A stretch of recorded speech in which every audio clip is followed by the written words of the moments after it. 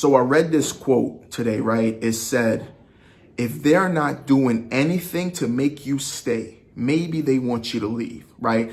And I love that quote. I love that quote. And it makes a lot of sense, because if the relationship is not going well and you're having differences of opinions, you're disagreeing on a couple things, you're arguing, you're fighting consistently, and you're telling this person, or you're telling each other, right? You're telling each other, hey, this is what makes me upset. This is what's making me angry. This is what I want you to change. This is making me uncomfortable, right? I'm upset because of this. This is what I don't like. If you're consistently telling this person that, and they're not making any changes to their behavior, they don't care.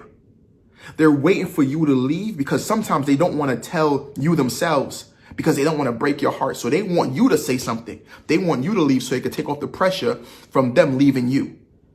Make sense? Do you understand that?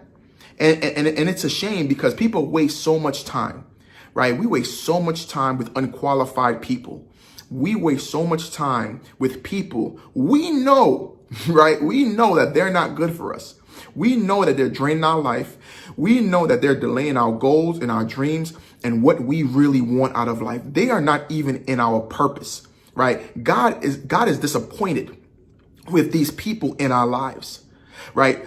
But we keep giving them second chances and third chances and fourth chances and fifth chances, expecting this person to change. So you can tell God, aha, this person is not what you thought he could have been or she could have been or whatever it may be. But at the end of the day, you cannot force people to change.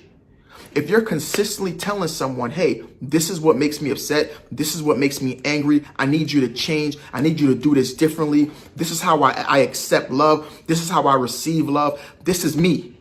If you consistently tell people that and they're not changing, they're waiting for you to leave, start walking.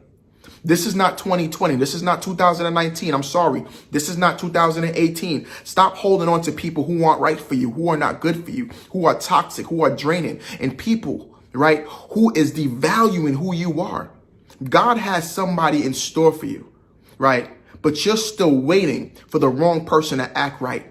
You're waiting for the wrong person to get it, to understand you.